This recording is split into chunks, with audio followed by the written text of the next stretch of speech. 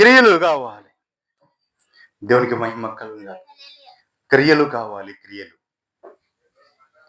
కీరు లేని విశ్వాసం వ్యర్థం. పేతురు పైకిలే అని ప్రభు చెప్పలేదు. మరేం చెప్పాడు? ఆయన వెంటనే పేతురు చేయి అందించి పేతురు చేయి పట్టుకొని పైకి లేపి నిలబెట్టాడు ప్రభు. అది క్రియ. దేవునికి మహిమ కలుగుగాక. ప్రభు మనకు మాదిరి చూపించాడు. మాదిరి చూపించి ఇదిగో ఇలాగ ఉండాలి అంటే ఆ సమయానికి క్రియ కావాలి.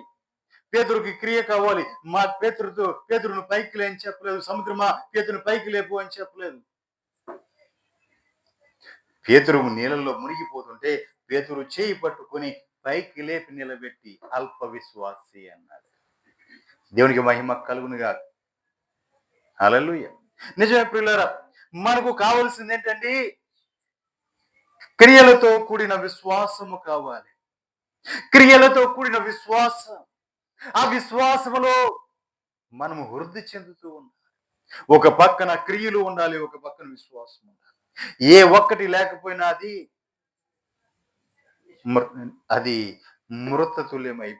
మృతమైపోతుంది. అది మృతమే, వ్యర్థం. దేవునికి మహిమ కలుగుగాక.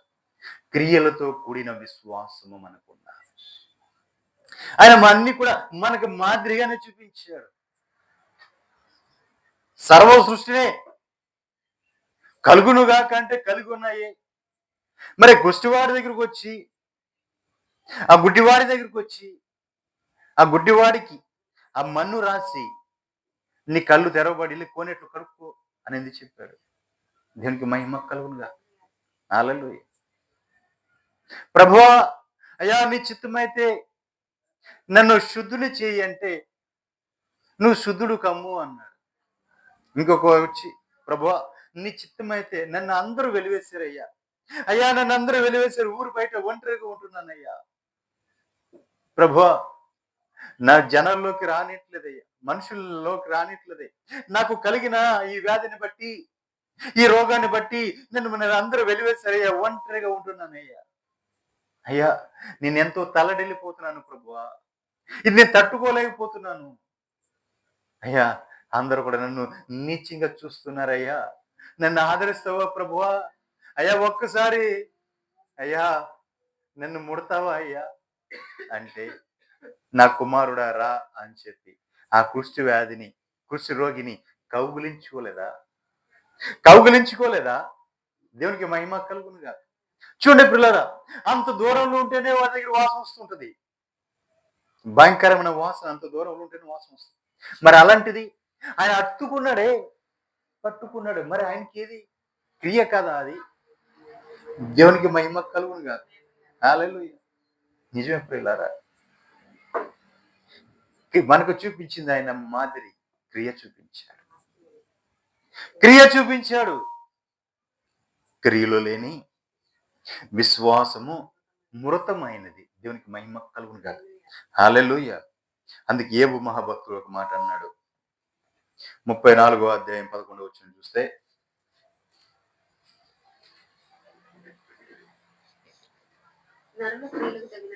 నరుల క్రియలకు తగినట్లుగా ఫలము ఆయన వారికి ఇచ్చును, అందరికీ వారి వారి మార్గములను బట్టి వారికి ఫలమిచ్చును. దేవునికి మహిమ కలుగునుగా. హల్లెలూయా. చదువమ్మా.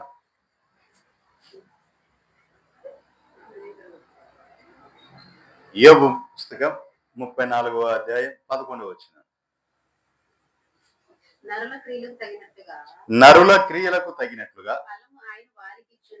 ఫలము ఆయన వారికిచ్చును, అందరికి వారి వారి మార్గమును బట్టి వారికి ఫలమిచ్చును. దేవునికి మహిమ కలుగునుగా. నరుల క్రియలను బట్టి ఆ క్రియలకు తగినట్టుగా ఆ ఫలము మనం పొందుకుంటాం. నరుల క్రియలకు తగినట్టుగా ఆయన వారికి ఫలం ఇచ్చును,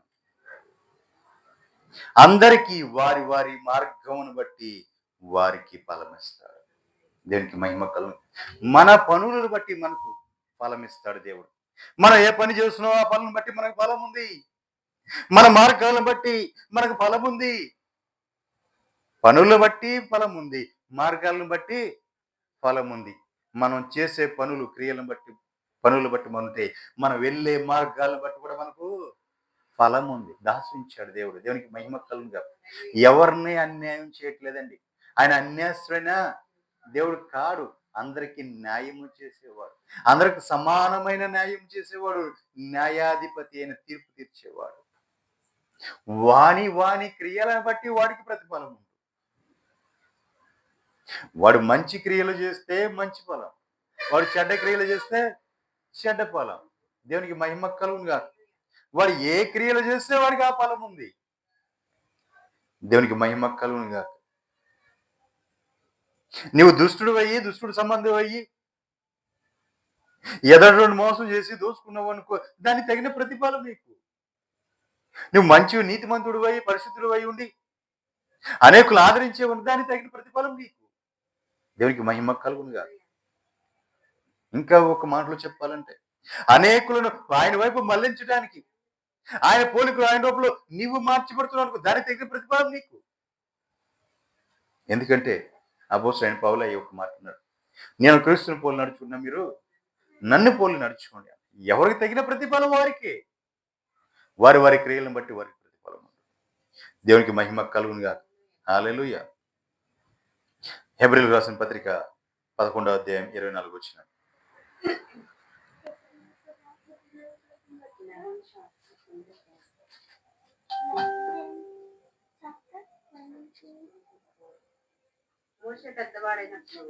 మోషే పెద్దవాడైనప్పుడు విశ్వాసమును బట్టి ఐగుప్తు ధనము కంటే క్రీస్తు విషయమైన నింద గొప్ప భాగ్యమని ఎంచుకొని అల్పకాలము పాపభోగము అనుభవించుట కంటే దేవుని ప్రజలతో శ్రమ అనుభవించుట మేలని యోచించి ఫరో కుమార్తె యొక్క కుమారుడని అనిపించుకున్నటకు ఒప్పుకొనలేదు. దేవునికి మహిమ కలుగునుగా.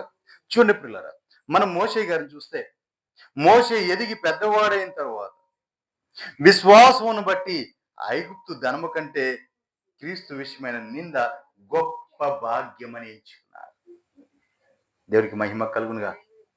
చూడండి, ఆయన దేన్ని బట్టి, విశ్వాసాన్ని బట్టి ఐగుప్తు యొక్క ధనము కంటే క్రీస్తు విషయమైన నింద గొప్ప భాగ్యమని ఎంచుకున్నాడు. నిజమే. ఆయనకి ఏం తక్కువ, చిన్న వయసు నుంచి కూడా ఐగుప్తు యొక్క ఫరో రాజైన ఫరో యొక్క కుమార్తెకు ఈయన కుమారుడుగా పెంచబడ్డాడు. అంటే ఆ ఫరో తర్వాత ఈయన రాజుగా ఉండవలసిన వాడు. అలాంటిది నాకు అక్కర్లేదు అని చెప్పి దాన్ని ఎంచుకున్నాడు. ఎందుకంటే రాజరకం. అసలు ఎవరైనా మామూలుగా చిన్న అధికారం ఉంటేనో విడిచిపెట్టాం. ఒకరి మీద మనం పెత్తనం చేసే అవకాశం వస్తే అసలు విడిచిపెట్టాం. దేవునికి మహిమ కలుగునుగా. అలాంటిది రాజు అంటే తన మాటే శాసనం. రాజు అంటే తన మాటే శాసనం. అలాంటిది రాజ్యాన్ని పరిపాలించగల అధికారము కలిగిన వాడై ఉండి కూడా అవన్నీ అది అక్కర్లేదని ఎంచుకున్నాడు. దేవునికి మహిమ కలుగునుగా. హల్లెలూయా. అదంతా కూడా నాకు అక్కర్లేదు అని చెప్పి ఎంచుకున్నాడు. కారణం ఏంటి? క్రీస్తు విషయమైన నింద గొప్ప భాగ్యం. క్రీస్తు విషయమైన నింద పడటం గొప్ప భాగ్యం అనుకున్నాడు, కానీ ఆ ఐగుప్తు యొక్క రాజుగా ఉండటం అది భాగ్యం అని ఎంచుకోవాలి. దేవునికి మహిమ కలుగు. నిజమే ప్రియులారా, ఐగుప్తు యొక్క రాజుగా ఉంటే చరిత్రలో ఎక్కడో నిలిచిపోయేవాడు.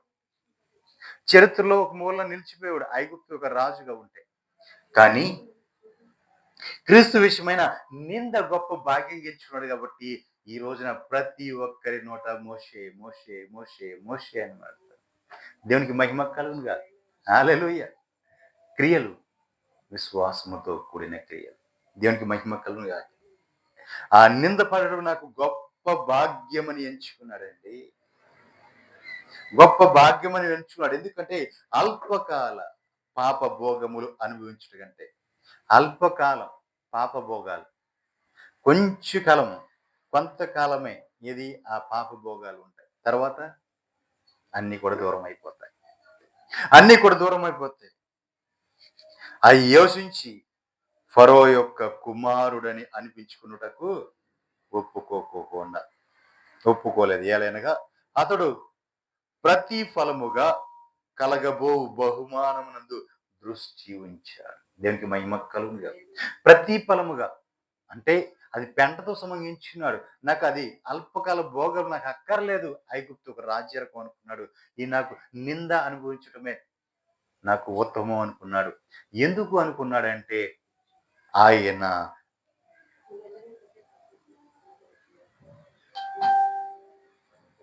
బహుమానమందు కలగబో రాబో కలము ప్రభు ఆ ప్రతిఫలం ఇచ్చి ఆ బహుమానమునందు దృష్టి ఉంచాడు కాబట్టి దేవునికి మహిమ కలుగుగా. ఆ ప్రభు నాకు ఇచ్చే బహుమానం ఉంది.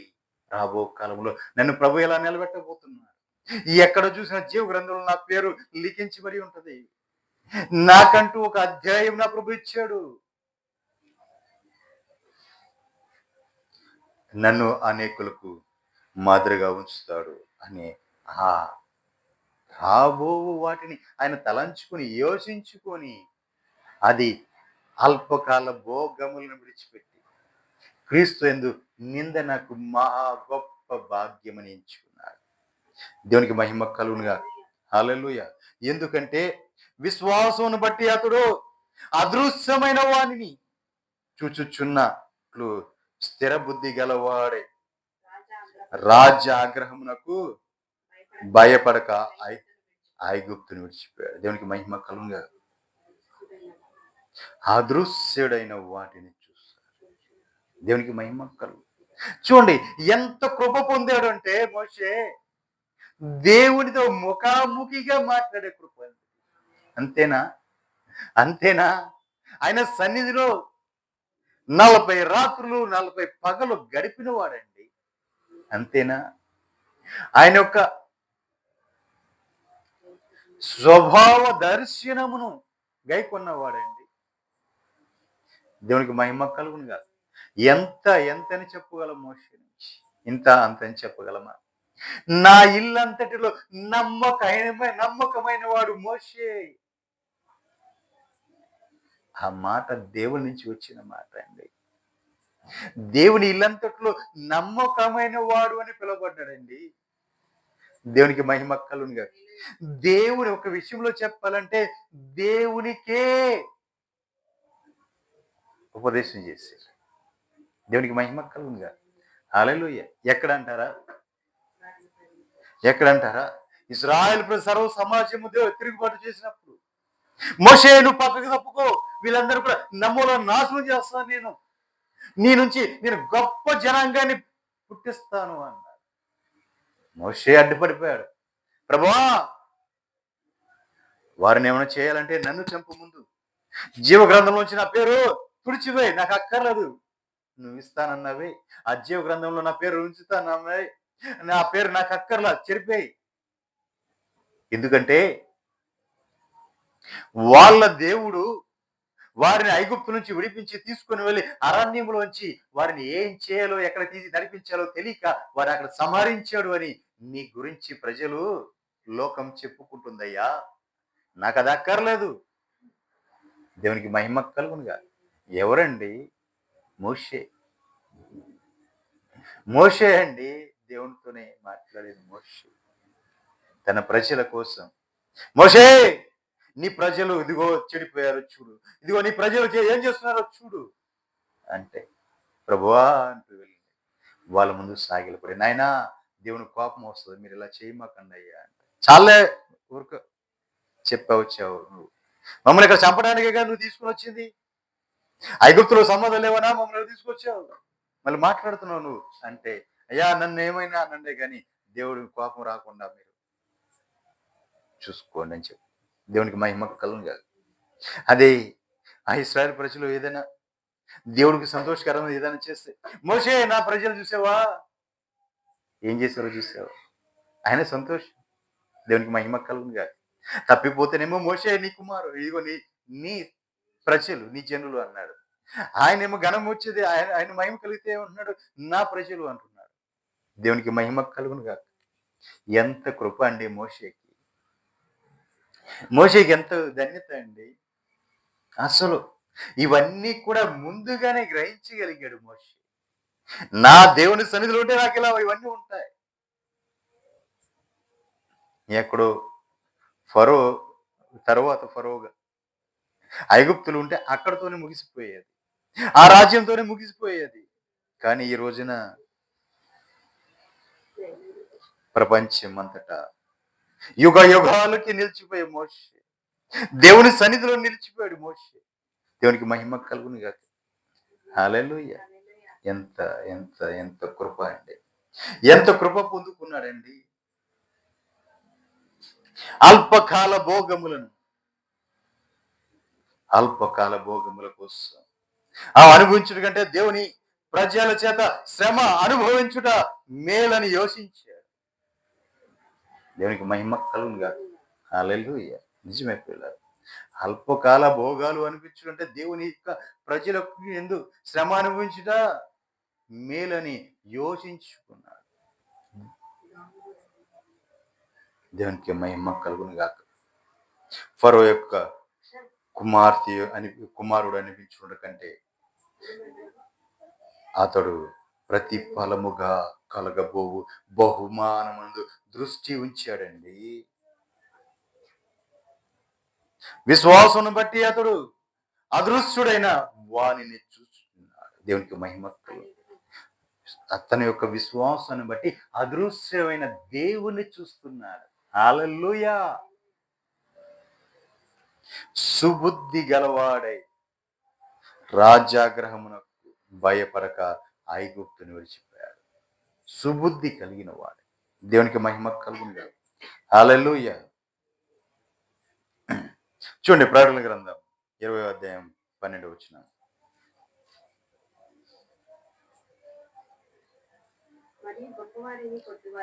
గొప్పవారేమి కొద్దివారేమి మృతులైన వారందరూ ఆ సింహాసనం ఎదుట నిలవబడి ఉండుట చూసి తిని. అప్పుడు గ్రంథములు విప్పబడెను, మరియు జీవ గ్రంథమను వేరొక గ్రంథము విప్పబడెను. ఆ గ్రంథముల యందు వ్రాయబడి ఉన్న వాటిని బట్టి తమ క్రియల చొప్పున మృతులు తీర్పు పొందిరి. దేవునికి మహిమ కలుగునుగా. చూడండి, గొప్పవారేమి కొద్దివారేమి అందరూ కూడా, మృతులైన వారందరూ కూడా ఆ సింహాసనం ఎదుట నిలబడి ఉంట చూసి తిని. అప్పుడు గ్రంథములు, ఒక గ్రంథము కాదండి, గ్రంథం ఒకటే అయితే గ్రంథం అంటారు, కానీ ఇక్కడ గ్రంథములు విప్పబడెను. చూడండి, ఒక గ్రంథము కాదు, గ్రంథములు విప్పబడెను. మరియు జీవ గ్రంథమను వేరొక గ్రంథము విప్పబడింది. దేవునికి మహిమ కలుగును గాక. చిరప్రిల్ల గ్రంథాలు విప్పబడ్డాయి, జీవ గ్రంథమను వేరొక గ్రంథం విప్పబడింది. అంటే అక్కడ ఒక గ్రంథము లేదండి, కొన్ని గ్రంథాలు ఉన్నాయి. అంటే నేను అనుకుంటాను,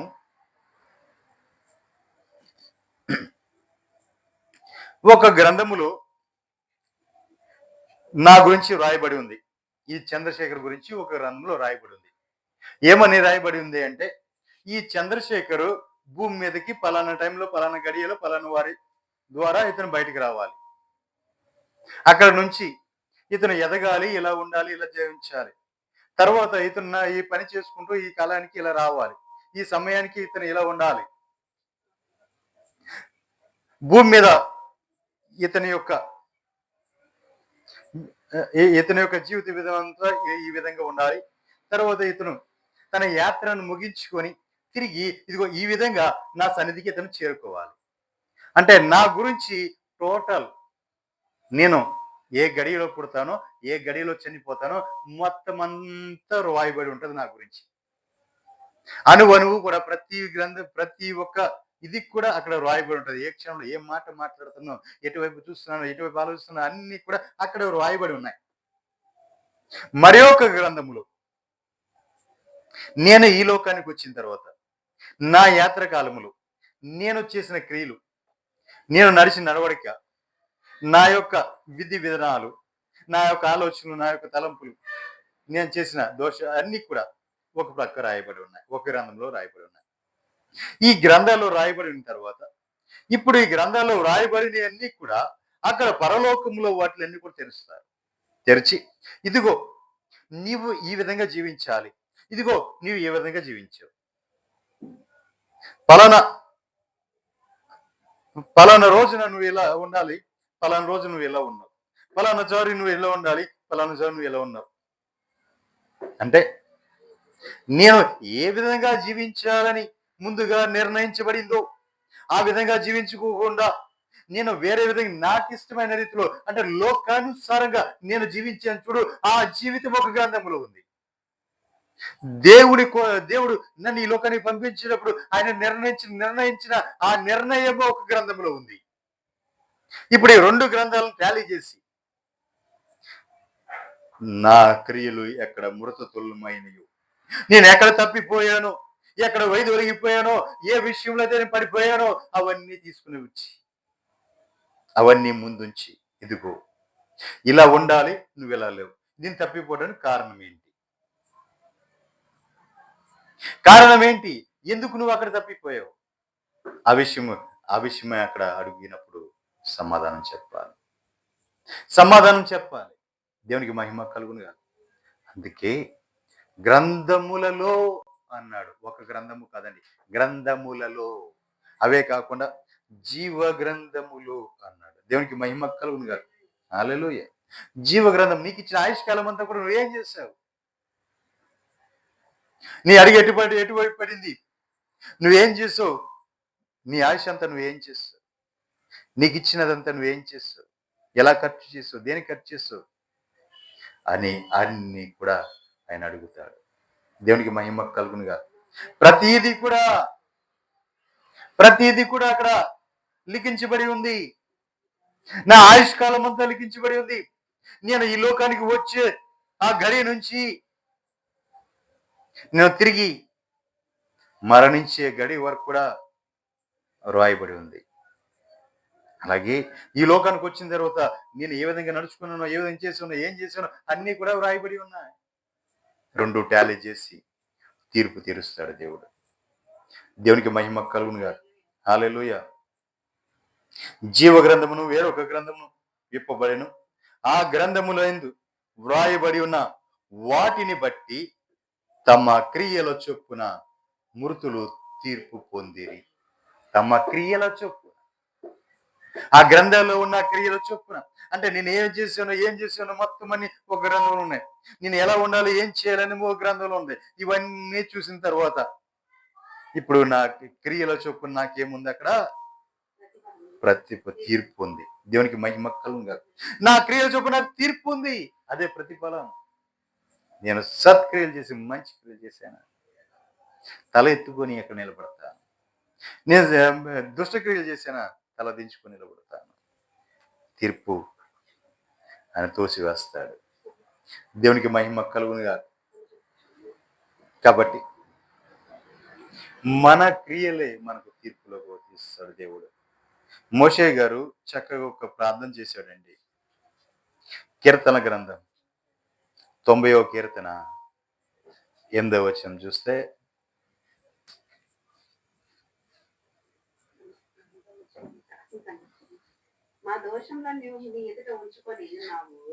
చూడండి మోషే గారి కీర్తన చెప్తారు, ప్రభువా మా దోషములో నీవు నీ ఎదుట ఉంచుకొని ఉన్నావు, నీ ముఖ కాంతిలో మా రహస్య పాపములు కనబడుచున్నాయి. బా, దేవునికి మహిమ కలుగునుగా. హల్లెలూయా. చూసారా, దేవా మా దోషములో నీవు నీ ఎదుటే ఉంచుకున్నావయ్యా. నేను చేసిన దోషాలన్నీ నీ ఎదుటే ఉంచుకున్నావు. నీ ముఖ కాంతిలో మా రహస్య పాపములు కనబడచ్చు. దేవునికి మహిమ కలుగు. ఎవరి ముఖ కాంతిలో? దేవుని యొక్క ముఖ కాంతిలో ఆయన యొక్క రహస్య పాపములు మన యొక్క రహస్య పాపాలు కనపడుతుంటాయి. దేవునికి మహిమ కలుగును గాక. హల్లెలూయా. దేవా, మా దోషములు నీకు ఎదుట నుంచుకొని ఉన్నావు. నీ ముఖ కాంతిలో మా రహస్య పాపములు కనబడుచున్నావయ్యా. 10వ వచనం. ప్రభువా, మాకు ఇచ్చిన ఆయుష్కాలం 70 సంవత్సరాలు. అధిక బలమున్న ఎడల 80 సంవత్సరాలు. చూడండి, 70, 80 సంవత్సరాలు మాకు ఆయుష్నిచ్చావు. అయినా వాటి వైభవము చూడండి, అంతకాలం మేము జీవించడం కూడా మాకు ఆయాస్కరమే, దుఃఖమే, త్వరగా గతించును, మేము ఎగిరిపోతుంది. దేవునికి మహిమ కలుగును గాక. ఉట్టి పట్టుకుని ఊరేగితారు అంటారు కదా చాలా మంది. ఎక్కడ? లోకాన్ని పట్టుకుని నాకు ఇంకా ఉంది ఆయుష్, నేను ఇంక బతుకుతా, 100 సంవత్సరాలు బతుకుతా, దేవునికి మహిమ కలుగును గాక అని చాలా మంది పట్టుకునే ఊగుతా ఉంటారు. నిజమే ప్రియులారా, 70 సంవత్సరాలు అధికమైతే 80 సంవత్సరాలు దేవుడిచ్చాడు ఆయుష్. ఈ 70, 80 సంవత్సరాలు కూడా ఎలా ఉంటదంటండి? ఆయాసంగా ఉంటదంట. ఆయాసము దుఃఖంతోనే. ఏ రోజు కూడా నెమ్మది ఉండదు, సమాధానం ఉండదు. ఆయాసము దుఃఖముతోనే జరగాల్సిందే. నెమ్మది సమాధానం అంటూ ఉండదు ఏ రోజు కూడా, ఈ జీవితకాలం అంతా కూడా. కానీ ఎలా గడిచిపోతుంది? ఎలా గడిచిపోతుంది?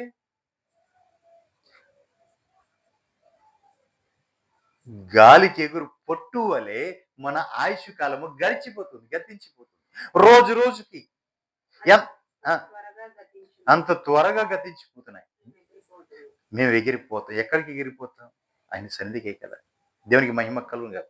అంటే మన ఆయుష్ కాలము రోజు రోజుకి, ఒక రోజు గడిచిందా, ఈ ఆదివారం అయిపోవచ్చింది అంటే ఆదివారము ఇంకా కొన్ని గంటల్లో ముగిపోతుంది. అంటే ఒక దినం నాలోంచి నా ఆయుష్ కాలం ఒక రోజు తగ్గిపోయింది. ఒక రోజు గడిచిందంటే ఒక రోజు నా ఆయుష్ కాలము తగ్గిపోయింది. ఈ రోజులు ఎలా గడిచిపోతున్నాయి అంటే గిర్రం తిరిగి వచ్చేస్తున్నాయి. దేవునికి మహిమ కలుగునుగా. హల్లెలూయా. నిజమే పిల్లారా.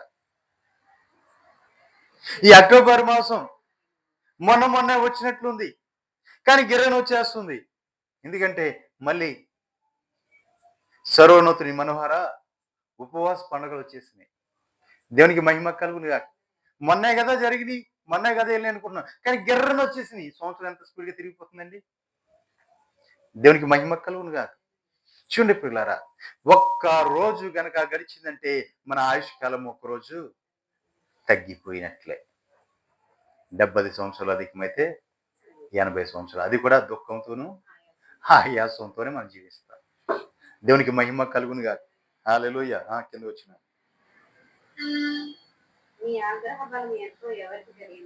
దేవుని యొక్క ఆగ్రహ బలం, ఆయన యొక్క కోపం ఎంతో ఎవరికి తెలియదు. దేవునికి